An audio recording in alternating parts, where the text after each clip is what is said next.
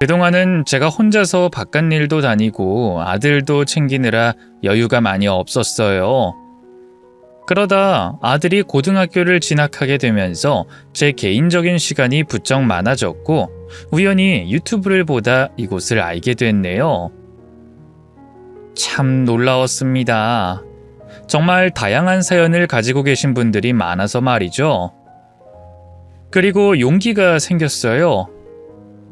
저에게만 있는 불행한 일이라고 생각해 항상 숨겨왔던 일이었는데 이곳이라면 마음 편히 꺼내 얘기할 수 있지 않을까 싶어서 말이죠. 사연을 겪으신 분들이라면 이해하실 겁니다. 이미 다 해결된 일이지만 누군가에게 털어놓고 싶은 심정을 말이죠. 저도 항상 그 털어놓고 싶은 마음으로 답답했는데 좋은 소통의 창구를 알게 되어 이렇게 사연을 보내게 됐네요. 그럼 제 사연 시작해 볼게요. 저희 부모님께서는 시골 출신으로 두 분 모두 멀리 지방에서 상경하신 분들이셨습니다. 다들 없이 살던 시절에 어떻게든 먹고 살아보겠다고 일자리가 있다는 서울로 올라오셨던 거죠. 그래서 저희 부모님께서는 연고도 없는 삭막한 서울 땅에서 발붙이고 자리 잡으시기 위해 갖은 고생을 하신 분들이셨습니다. 악착같이 사시며 갖은 고생들을 하신 분들이셨고 그런 노력 덕분에 점점 자리를 잡아 나갈 수 있었죠. 두 분 모두 고생이 너무 많으셨기 때문에 자식만큼은 자신들처럼 고생하지 않고 편히 살길 바라셨어요. 그래서 부모님께서는 제가 어릴 적부터 저의 교육에 무척이나 신경을 썼습니다. 공부해서 좋은 대학 가고 좋은 곳에 취직해서 제가 자신들 같은 고생을 몰랐으면 싶으셨던 거죠. 그렇게 제 학업에 무엇보다 신경 쓰셨던 부모님께서는 맹모삼천지교를 따라 무리를 하면서까지 강남으로 이사를 하셨고 덕분에 저는 강남 8학군에서 양질의 교육을 받을 수 있었습니다. 그 동네는 교육열이 강한 만큼 너도 나도 공부하는 분위기라 덕분에 저도 다른 아이들의 학구열을 쫓아 열심히 공부를 할 수 있었어요. 그리고 그 덕으로 저희 부모님께서 바라시던 좋은 대학에 들어가고 누구나 알고 누구나 들어가고 싶어하는 대기업에 좋은 조건으로 취업할 수 있었죠. 다들 취업이 어렵다는 시기에 취업을 단번에 성공했으니 이쯤 되면 저희 부모님의 노력이 드디어 빛을 발했다 할 수 있겠네요. 그렇게 제게 모든 걸 쏟아부어 주신 부모님께 감사해하며 열심히 회사 생활을 하던 중 저는 소개팅 제안을 받게 됐습니다. 어릴 적부터 교회에 다녔었는데 이 직장 출퇴근 때문에 회사 근처에서 혼자 살게 되며 교회를 옮기게 됐어요. 그런데 그렇게 새로 다니기 시작한 교회에서 저를 좋게 봐주셨는지 한 집사님이 제게 남자를 소개시켜 주시더라고요. 자매님, 남자친구 없다고 했었지? 예? 아, 네, 남자친구는 없어요. 그럼 남자 소개 한번 안 받아볼래요? 아니, 우리 순경 자매님이 너무 괜찮은 사람인데 혼자 있는 게 안타까워서 그래. 순경 자매님도 시집갈 나이가 됐는데 부모님께서 얼마나 걱정이 많으시겠어요. 아, 글쎄요. 근데 제가 그런 걸 좀 부담스러워하고 어색해서요. 아유, 부담스러울 게 뭐가 있어. 내가 웬만하면 이런 이야기 안 꺼낼 텐데 순경 자매님이 너무 아까워서 그래. 나 아무한테나 이런 사람 아니에요. 내가 순경 자매님을 얼마나 좋게 봤으면 이럴까. 어른이 이렇게까지 부탁하는데 그냥 한번 만나나 봐요. 알겠죠? 그럼 하겠다는 걸로 알고 약속 잡을게요. 다니는 교회의 집사님에게 남자 소개를 받는다는 게 굉장히 불편한 상황이었지만 제가 거절하기가 참 애매한 상황이었습니다. 저를 좋게 봐주셔서 신경 써주신다는데 싫다고 딱 잘라 거절하기가 죄송스럽더라고요. 거기다가 그 집사님이 평소에 교회에서 봉사도 많이 하시고 워낙 인망이 높았던 분이라 그런 분이 소개해 주시는 남자라면 괜찮은 사람이지 않을까 싶은 생각에 저는 믿져야 본전이라 생각하며 소개팅을 나가기로 했습니다. 영 마음에 안 들면 회사 생활 때문에 바쁘다는 핑계로 거절하면 되겠다 생각했거든요. 그렇게 소개팅 자리에서 만난 남자와 얘기를 나누던 저는 놀라운 사실을 알게 됐습니다. 알고 보니 집사님께서 소개해 주신 그 남자가 집사님의 아드님이었다는 것이었죠. 저희 어머니께서 하도 칭찬을 많이 하시기에 어떤 분이신가 참 궁금했었는데 제가 봐도 승경 씨는 참 좋은 분인 것 같아요. 이런 분이 왜 여태 짝이 없으셨는지 의아할 정도로 말이에요. 예? 그게 무슨 말씀이세요? 어머님이요? 어머님께서 저를 알고 계시나요? 설마 모르셨어요? 저희 소개해 주신 분이 저희 어머니신데요. 어머니께서 다니시는 교회에 정말 괜찮은 신도님이 있다고 칭찬을 자주 하셨거든요. 그래서 제게 몇 달 전부터 승경 씨를 만나보라고 말씀하시더니 기어이 이렇게 자리를 마련해 주셨네요. 그런 건가요? 저는 그냥 괜찮은 분이 있다고 얘기만 들어서. 소개해 주신 집사님께서 정익 씨 어머님이라는 건 몰랐어요. 아드님이라는 말씀이 전혀 없으셨기에 그냥 주변에 아는 분을 소개해 주신 건 줄 알고 있었습니다. 그러다 보니 얘기를 나누고 있다가 어떻게 된 상황인지 알게 된 저는 조금 놀라고 부담스러울 수밖에 없었습니다. 마음에 안 들면 적당히 거절하면 될 거라고 가볍게 생각했는데 같은 교회 집사님 아들이라니 이 상황이 복잡해졌다 싶었죠. 하지만 다행히도 저는 정익 씨가 나쁘지 않았고 정익 씨도 제가 마음에 들었는지 저희는 서로 좋은 인상을 나누며 좋은 분위기 속에 소개팅을 마칠 수 있었습니다. 그리고 다음날 교회에서 만나게 된 집사님께서 제가 너무 마음에 들어 아들을 내보내신 거라며 말씀하시더라고요. 아이고, 내가 미리 말을 안 해서 미안해. 아니, 나는 우리 아들이라고 그러면 부담스러워서 안 하겠다고 할까봐. 괜히 내 욕심에 승경 자매님을 당황하게 만들었네. 아드님이시라고 해서 좀 놀라긴 했어요. 아유, 근데 기분 상할 건 하나도 없어. 내가 다 승경 자매님 생각해서 그런 거라니까. 아니, 내가 승경 자매님을 좀 좋게 생각해야지. 요즘 세상에 이렇게 참하고 착한 아가씨가 또 어딨어? 남주련이 아까워서 내가 욕심 좀 냈어. 근데 우리 아들도 어디 가서 빠지는 애는 아니거든. 내 아들이라서 하는 말이 아니지만 진짜 괜찮은 남자야. 자매님도 어제 만나봐서 알겠지만 우리 아들 잘생겼잖아. 키도 그만하면 훤칠하니 크고 게다가 머리도 좋고 매너도 좋고 하여간에 어디 흠잡으려고 해야 잡을 수가 없는 애라니까. 그러니까 내가 보기에 둘이 붙여놓으면 딱 선남선녀처럼 보이겠다 싶더라고. 그러니까 우리 아들이라서 너무 부담 갖지 말고 둘이 한번 잘 만나봐. 나도 뭐 젊은 사람들 만나면 이러쿵저러쿵 하는 사람은 아니니까 만나보고 영 아니면 그때 다시 생각해봐도 돼. 그런데 두 사람이 잘 되면 좋은 일이잖아. 그치? 집사님은 아들이 정말 좋은 사람이라고 자랑하며 제게 몇 번 더 만나보라고 권하셨습니다. 아무리 그렇다 해도 부담이 되지 않을 순 없었지만 좋은 인상으로 남았던 정익 씨와 몇 번 더 만나게 됐어요. 집사님 말씀대로 정익 씨는 참 좋은 사람 같았어요. 다정하고 자상하고 늘 저만 바라봐주는 착한 정익 씨에게 마음이 갔던 저는 결국 정익 씨와 연애를 하게 됐습니다. 이후 제 나이 때문에 결혼 걱정이 많으셨던 친정 부모님과 저희를 중매설 정도로 만남에 적극적이었던 어머님 의견으로 저희는 생각보다 일찍 결혼 이야기를 나누기 시작했어요.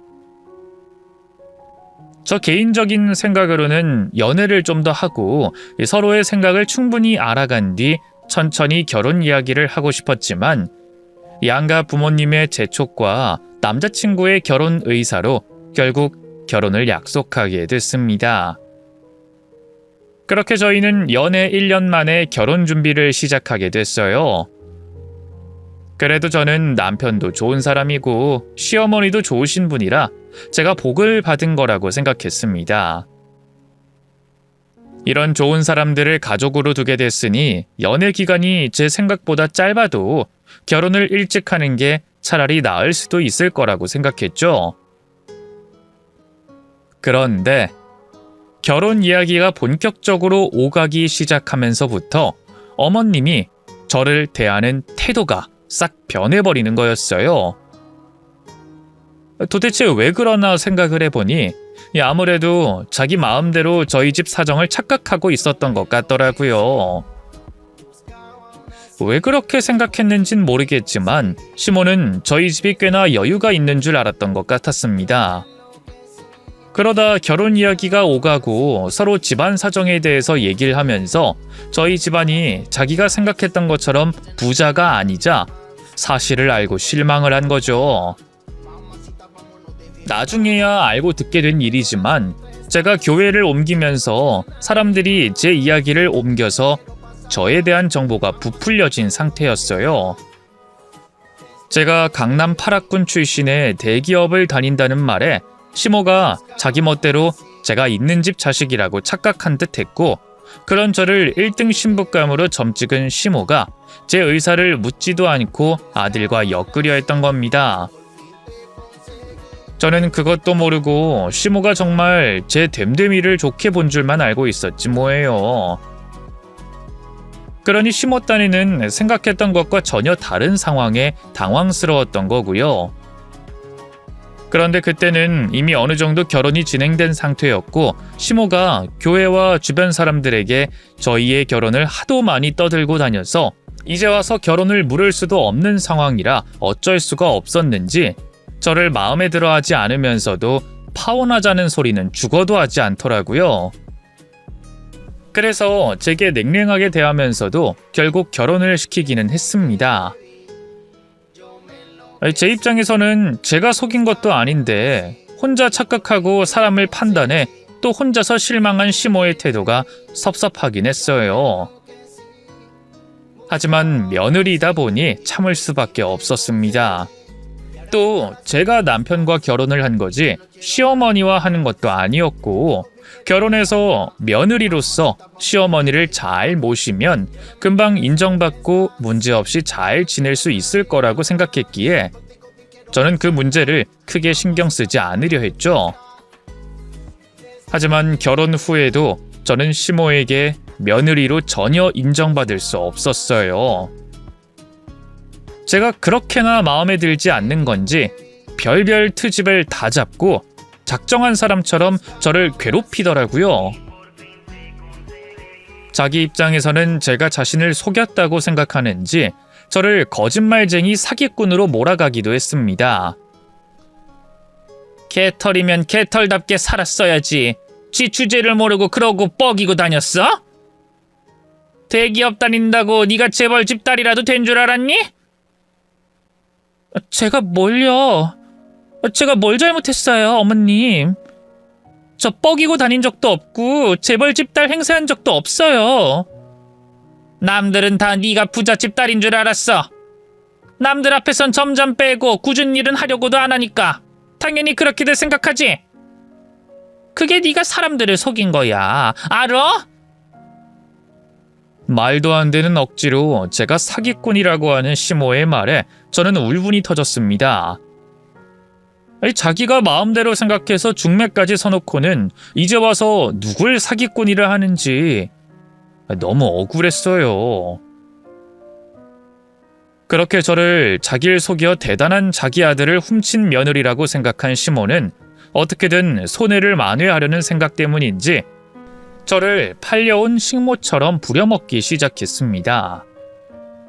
며느리 돌이라는 명목 아래에 제게 갖은 일을 시키는 시모 때문에 저는 회사 생활에 지장을 받을 정도로 힘들어질 수밖에 없었어요. 그래도 남편과 잘 살면 문제가 없었을 텐데 저는 남편과의 사이도 점점 멀어지는 듯 했습니다. 저와 시어머니의 사이에서 같이 스트레스 받던 남편이 시모 때문인지 저를 점점 차갑게 대하더라고요. 나를 미워하며 끈질기게 괴롭히는 시모와 점점 변해가는 남편 때문에 저는 제 결혼을 후회하고 있었죠. 그런데 그때 저는 임신 소식을 알게 됐어요. 하필이면 이혼 고민을 하던 중 찾아온 아이라 당황스럽기도 했지만 저는 어쩌면 이게 기회일지도 모른다고 생각했습니다. 아이가 생기면 남편과 관계도 회복될지 모르고 시모도 저를 며느리로 드디어 인정해줄지 모른다고 생각했거든요. 그래서 저는 뱃속의 아이가 모든 갈등을 해결해주는 구심점이 되어주길 바라며 제 결혼 생활에 한 번 더 희망을 품고 노력하기로 했습니다. 다행히도 아이가 생기고부터는 남편과의 관계도 조금은 나아지고 시모도 자기 핏줄을 가졌다는 생각 때문인지 아이를 걱정해서라도 저를 전처럼 괴롭히진 않았어요. 덕분에 무사히 건강한 아들을 낳으며 앞으로 행복해질 수 있을 거라는 기대를 품었죠. 하지만 저는 아이를 낳자마자 시모로부터 황당한 이야기를 듣게 됐습니다. 근데 얘는 왜 탁을 했나? 왜 이렇게 우리 아들을 안 닮았어? 누가 보면 남의 자식인 줄 알겠네. 예? 그게 무슨 말씀이세요? 어머님, 제가 보기엔 남편을 많이 닮은 것 같은데요. 간호사나 다른 사람들도 전부 애아빠랑 똑같이 생겼다고 그러던걸요. 누가 그런 헛소리를 해? 그 인간들 우리 아들 얼굴이나 제대로 보고 그런 소리 하는 거라니? 납작한 콧대며 찢어진 눈이며 어딜 봐도 우리 아들 하나 닮은 구석이 없는데. 자기 아들 닮은 구석이 없다는 시모의 말에 처음엔 깊게 신경을 쓰지 않았습니다. 아이들이 어릴 때는 매일매일 얼굴이 다르니 시모 눈에는 달라 보일 수도 있었고 예뻐하던 자식 얼굴을 빗대어 비교해보면 안 닮아 보일 수도 있다고 생각했어요. 그래서 그냥 대수롭지 않게 여겼는데 며칠 뒤 시모가 정말 기막힌 이야기를 하는 겁니다. 아무리 봐도 안 닮았다. 근데 내가 보기에는 네 얼굴도 없어. 애가 외탁을 한 것도 아니라면 어디서 시도둑질을 했나? 어떻게 애가 이렇게 부모 둘을 안 닮을 수가 있지? 예? 어머님, 그게 무슨 말씀이세요? 시도둑질이요? 그게 입에 탐을? 엄마, 아무리 그래도 그건 아니죠. 제가 봐도 저 닮은 것 같은데 왜 그러세요? 닮긴 뭘 닮아? 너는 거울도 안 보냐? 제가 진짜 널 닮은 것 같아? 너는 애가 너 닮은 구석 하나도 없는 걸 보고도 의심을 못하냐? 시모의 말도 안 되는 억지에 남편마저도 시모를 말려봤지만 대화가 통하지 않을 정도로 막무가내로 나오는 시모의 역정에 입을 다물 수밖에 없었습니다. 그 상황에 저는 혼자 억울한 의심을 받는 사람이 돼야 했고 그런 의심을 하는 시모의 행동을 더는 참을 수 없었던 저는 시모에게 대들게 됐어요. 정말 해도 해도 너무하시네요. 어떻게 저를 그렇게 생각하실 수 있으세요? 그럼 친자 검사라도 해보시던가요. 그렇게 자기 핏줄, 손자라는 걸 못 믿겠으면 검사하면 되잖아요. 어머님, 지금 이거 크게 실수하시는 거예요. 제가 아무리 밉다고 해도 그렇지 어떻게 어머니 핏줄까지 부정하세요? 그래요, 어디 한번 해봐요. 누구 자식인지 확인해 보자고요. 열받은 시모한테 한 대 맞아도 어쩔 수 없겠다 싶었는데 웬일인지 시모는 제게 별말하지 못했습니다. 아무래도 얌전하던 제가 강하게 나오니 겁을 먹은 것 같더라고요. 이럴 줄 알았으면 더 일찍 제 할 말은 하고 살 걸 싶었죠. 그 후 시모는 이전처럼 저를 대놓고 괴롭히진 않았습니다. 하지만 그놈의 입은 방정이라 항상 별 말도 안 되는 시비를 걸어 제 속을 긁곤 했어요. 사람 약을 올리면서 억지를 부릴 때도 있었죠. 그런데 저도 더 이상 시모가 무섭지 않았던 상황이었습니다. 그래서 시모가 억지를 부릴 때마다 시모의 시비를 무시했고, 그러다 보니 시모와 저의 사이는 점점 안 좋아질 수밖에 없었어요. 시모에게 저는 안 그래도 못마땅한 며느리, 싸가지까지 없는 며느리가 됐고, 저에겐 시모가 정말 억지로 가족의 인연을 이어가야 하는 사람, 당장이라도 남남이 되고 싶어 미치겠는 사람이 되어 있었죠. 언제 와해되더라도 이상할 것 없는 관계였지만 아들 승현이 때문에 저와 시모는 서로 으르렁거리기만 했을 뿐 심각한 문제는 일으키지 않았어요.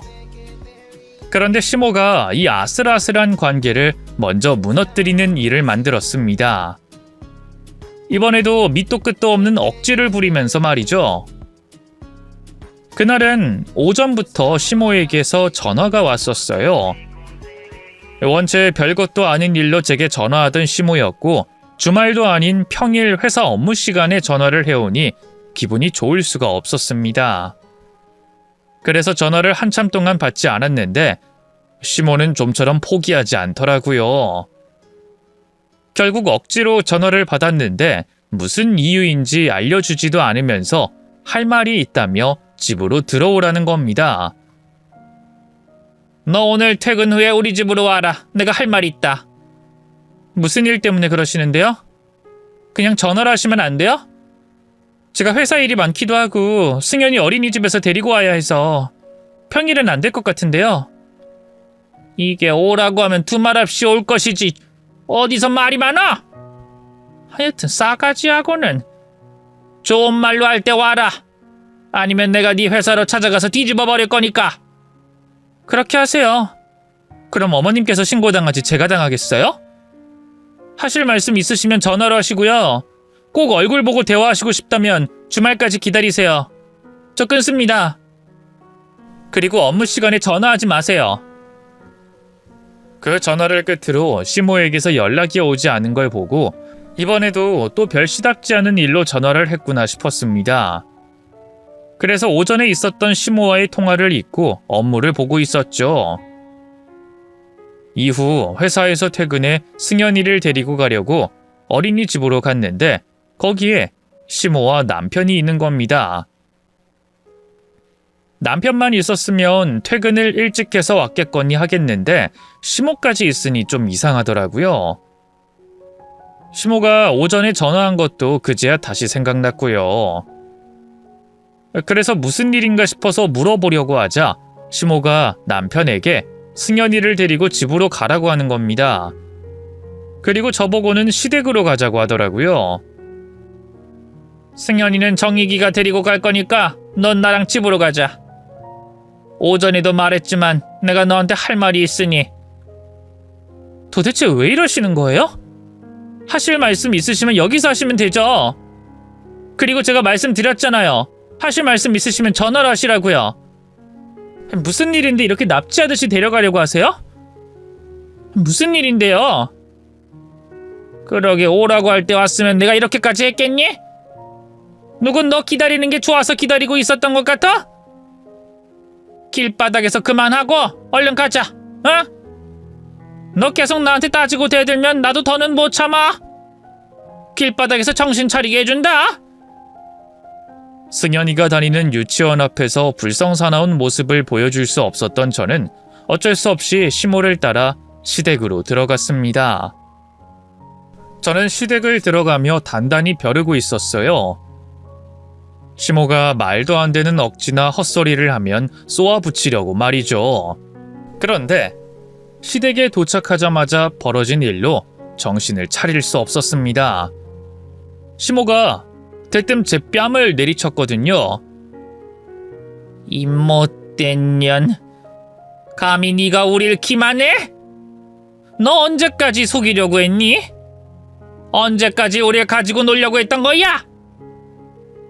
어머님, 갑자기 왜 이러세요? 지금 절 때리신 거예요? 제가 뭘 잘못했다고? 아니, 제가 뭘 했는데요? 제가 뭘 기만했다고 뺨을 때리세요? 설마 오늘 전화 받은 것 때문에 이러시는 거예요? 어머님 말씀에 고분고분 따르지 않았다고 이러는 거냐고요? 네가 나한테 되바라지게 구는 게 한두 번이냐? 그런 건 이제 아무렇지도 않다. 나도 이젠 살가운 며느리 바라지도 않아. 그럼 왜 이러시는데요? 말로 하면 될걸. 왜 사람 납치하듯이 여기까지 끌고 와서는 왜 뺨을 때리세요? 제가 뭘 잘못했다고요? 너 나랑 정익이한테 할 말 없니? 네가 저지른 죄 끝까지 모른 척 하겠다는 거야? 승현이! 이렇게 말하면 좀 말할 생각이 드니? 승현이가 왜요? 제가 승현이한테 무슨 죄를 지었는데요? 또 그 얘기하려고 이러세요? 집에서 승현이 안 돌보고 회사 다닌다고? 그건 얘기 다 끝난 거잖아요. 그 일도 외벌이로는 승현이 키우는 거 힘들다고 인정한 일이잖아요. 인연이 날 뭘로 보고 끝까지 속이려고 해? 야! 나 다 알아! 승현이 우리 정익이 새끼 아니라는 거 다 안다고! 내가 걔 태어났을 때부터 정익이랑 안 닮았다고 의심했지? 근데 넌 뭐라고 했니? 뭐 유전자 검사인가 친자 검사인가 들먹이면서 적반하장으로 내게 큰소리 쳤잖아. 내가 그때 그 검사인가 뭔가 받으려고 하다가 정익이가 하도 말려서 그만뒀는데 요즘 승현이 걔 잘하는 거 보면 검사할 필요도 없겠더라. 너도 인정하지? 승현이 걔가 우리 정익이랑 닮은 곳 하나 없다는 거. 너 바른 대로 말해라. 걔 누구 아이니? 너 어디서 누구랑 몸구르다 걔를 뺀 거야? 네? 어머님, 지금 미치셨어요? 어떻게 그런 말을 함부로 입에 담으실 수가 있으세요? 자기 손주 보고 남의 자식이라니 정신 나간 거 아니세요? 어머님이 지금 이러는 거 그이도 알고 있는 일이에요? 알고도 절 여기로 가게 한 거예요? 정익이가 모를 수가 있겠어? 정익이야말로 한 집에서 걔 얼굴 보고 지내는데 왜 모르겠니? 내가 네 집에서 승현이 앞에 두고 네 대답 듣겠다는 거 우리 착한 정익이가 사정사정해서 승현이 떼어놓고 널 여기로 데리고 온 거야. 남의 자식이라도 키운 정이 있다면 애 앞에선 하지 말라고 정익이가 말해서. 자, 이제 바른 대로 말해라. 남의 새끼 몇 년간 키웠으면 우리도 할 만큼 했고 너도 우릴 기만한 만큼 했으니 사실대로 말하라고. 정말 미치고 팔짝 뛰고 싶은 심정이었습니다.